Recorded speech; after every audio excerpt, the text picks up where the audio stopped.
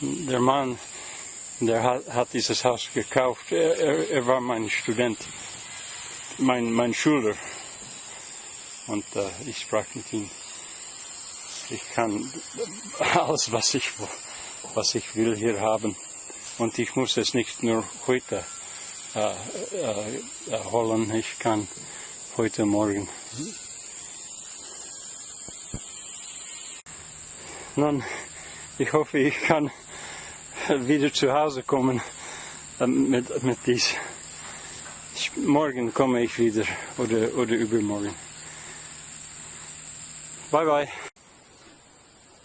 Well, I'm going to speak English now because I may put this in my course. I made it home and now I'm going to start to clean the nails and stack it right and sort it out. So it wasn't that far really. These donkeys seem to think they get their popcorn, as it were. And as I clean it, I'll put it on the trailer.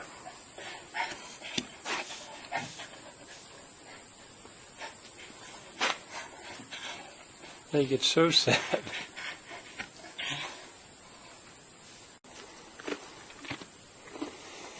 Maybe before I begin, I'll show you. No, you all just got yours. Here are my tools. Sawhorses. Boy, you got to have sawhorses. I built those about 40 years ago. They're the right height. Those are a little too low. Those are really nice ones, but I prefer these. But anyway, here are my tools. Crowbar or a wrecking bar. Sometimes a flat bar. Sometimes. I won't need this very much because that wood is pretty clean.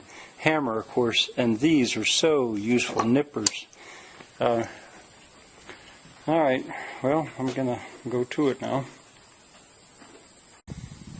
My first piece. Now this had a piece of oak, I think, yeah, glued onto it. Or, well, no, maybe not. Maybe that's maybe just treated. But they did that.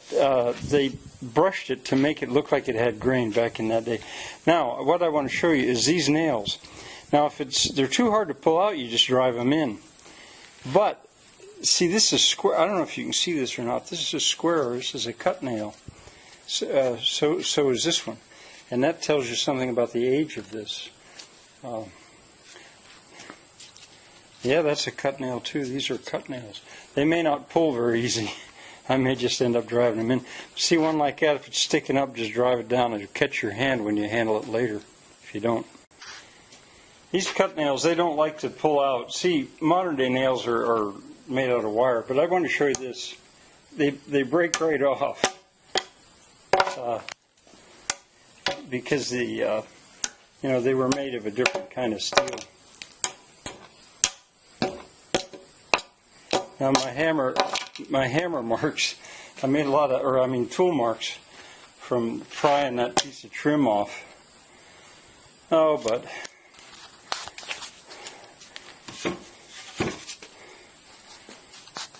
all right.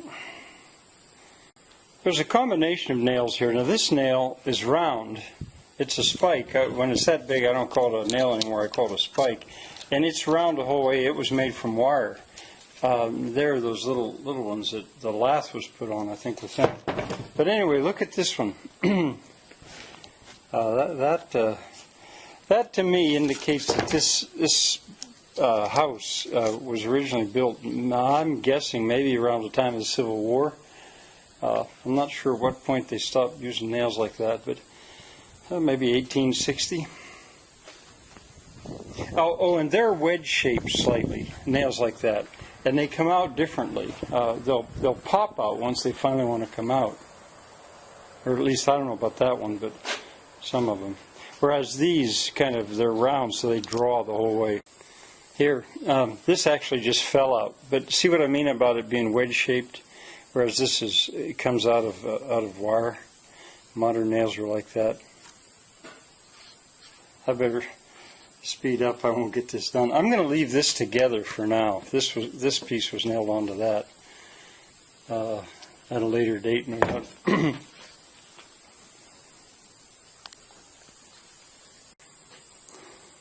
This one tells the story. They didn't have a piece long enough, so they spliced it. pretty, not the best of construction. I call that scabbing on. When you scab a piece on like that, they did it on both sides, but I'm sure it worked. What was I wanted to say? It's tempting to take my saw, my skill saw, and just cut it here and cut it there. But, you know, maybe I'll need one that long. There's 3 more that are like that. And I think for 2 reasons, I think of my friend, my German friend Shirley. One thing, she's now also a carpenter, or a Tischler, you'd say in German. And she was saying in Germany, there's this saying, you know, carpenters say, it goes in German, but I sawed the board 3 times and it's still too short. If you think about that, you'll understand. Anyway, it's hard to make them longer. The other thing I think about is, I'm taking a lot of time with this, but I have a reverence for wood, and that's the name of a book. The last time I traveled to Europe, I took a copy of that book, A Reverence for Wood, to give to the Hawklings, Shirley and her husband. All right, I'm taking way longer than I maybe should, but this wood to me is worth taking the time. It's pine, it's it's softwood, and it's full 2 inches by 6 inches. They didn't dress it. Nowadays, when you buy wood, I guess I don't have any 2x4s here, but you see this has been dressed. That's called planed, and this is also called an easy edge. Well, the older stuff is Rough-Sawn, and I like it. I like it. If you need to clean it, you use a brush. You don't use a water in a cloth. Oh, I'm going on and on. Sorry about that. Here you see toenailing. Toenailing is not really good work. But I stopped because this is a piece of lath that's still on there. Now that's sawed lath. That isn't split lath. And you can see where, boy, you got to be careful when you do that you don't step on one of those nails. You can see the marks where the lath was. And here's one of those. This is a finish nail that's made out of wire. Oh, I know what else I was going to say. As I lay these together, you can see, you could almost piece them back together into the room they came out of. There's the holes where they ran the wire. That was probably, what do they call that? Tube and channel? I don't know, wire. And still one other thing I'll tell you. The people that gave me this wood, they're a young couple, they just bought the house and they were curious about the history of it. Well, one thing that's known about the house is the guy that composed the song, Listen to the Mockingbird. I think his name was Van Horten. He lived in this house, and supposedly when he composed that, he lived in that house. So, you know, wood, I suppose wood doesn't have a memory, but this wood was there probably the first time that tune was ever heard. This is kind of turning into wood cleaning 101.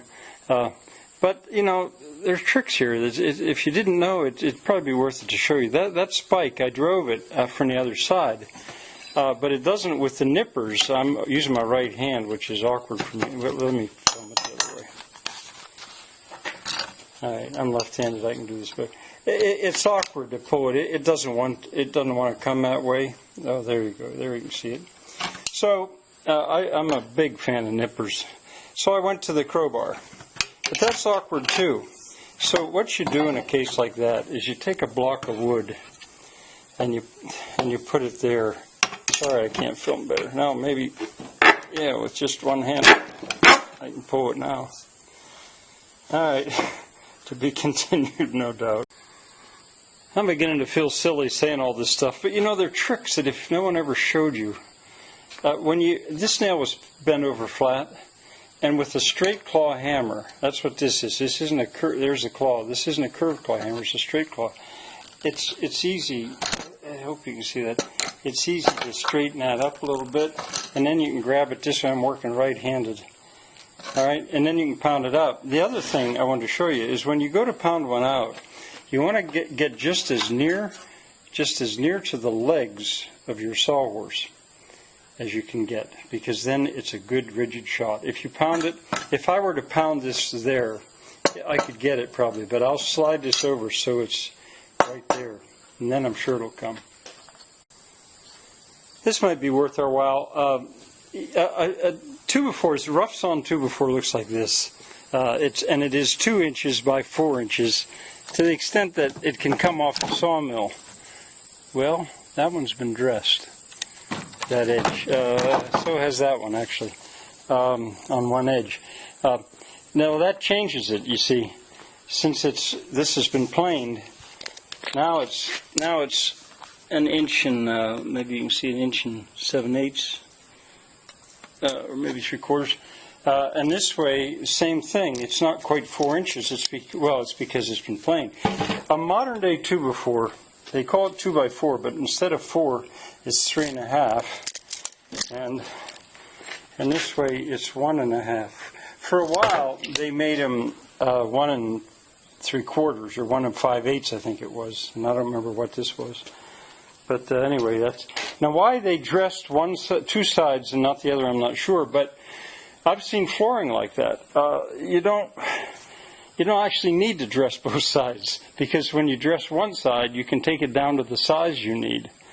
That's kind of another story, but it has to do with the consumption of fossil fuels, to tell you the truth. Cheap energy.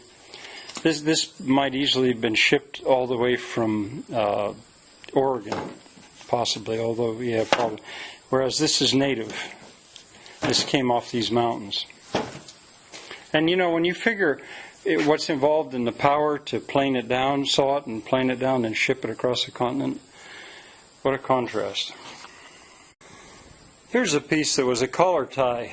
This was nailed to a rafter, and this was nailed to a rafter, and it went like that. I mean, you can tell by the slope. And I started to reach for my saw, because I was going to just treat myself. Instead of dealing with 4 nails altogether, I was just going to saw it off. But I think what I'm going to do instead is I'll just flatten them, and I'll let the next guy that's going to use it saw it. What if he just needed it there, or just there to be long enough, or just there? So I'll just flatten them. This one I'll pull. Same thing there, I'll just flatten them.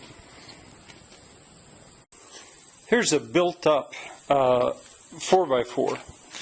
They needed a 4x4, so what they did was they took 2 2x4s and spiked them together. This morning I was cleaning lumber. Now here's a true 2x4 oak 2x4 or 4x4, and I was cleaning that wood over there, which comes from a much older time. Anyway, again, I was saying when it was cheap to saw, power was not so much of an issue. That's the way it was done. And this very barn that I'm in, my grandpap used wood from another building. You can see by the mark there that was a floor elsewhere, maybe an attic floor. And this oak probably all came from this farm, and he had it sawed. But look at these beams. They were built up out of five 2x8s. I think they're 2x8. They might be 2x10s. To make a 10x10. So different. A lot of work, easier to handle, easier to construct. But you contrast that with timbers that were left whole. It's quite different.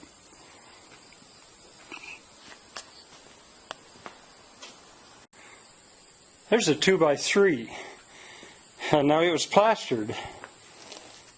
Yeah, it was clearly plastered. It had lath on it. It had a lap joint here. I'm guessing it came out of the attic, or maybe the upstairs, where the studs didn't have to be 2x4s. The carpenter still had an adze in his toolbox, because it didn't fit quite right, and so he chipped it away. I'm guessing that was maybe a stud in the attic, but if so, then the attic was finished because it was plastered. Now there's a board nailed onto a 2x4, a board. As a carpenter, I learned to call something that's 1 inch thick a board. If it's 2 inches thick, it's a plank, or else it's a 2x something, 2x4, 2x6. But this is a board. It's been dressed on at least one side, and it's been made to look like it has. I think it's called graining. Anyway, it's going to be hard to take off, and it's tempting to just say, the heck with it. But I used the flat bar to get started here. I managed to pull one nail, and I did want to show you how handy nippers are, because I've already pulled this up a little bit. There wasn't enough to get on it with a bar, or a cat's paw. I could have used a cat's paw and gouged it out, which is another tool I don't use unless I have to. So I'll see if I can get it off. Okay, I really question if this one's worth it to take off. It's so full of nails. Here's the back side of that board. But I think I'll go for it. And I did want to show you that as awkward as it is to try to pry on something like this, when you gain a little bit, you can use a block and slide the block ahead of yourself. That way the springiness in the board is helping you. It's like almost having a second person there. Curious, all that drilling. I don't know what that must have been for a pipe. Well, I got it. It must have realized, or when it realized that I was serious about it, it just suddenly gave up, and I managed to get it.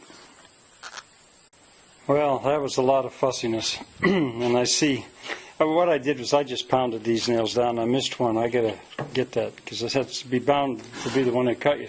But what I wanted to show you is here, I finally am going to just saw that off, because this, I think, it's just too much of a mess. So I'll saw that off, and I want to show you what it looks like when I do saw it off.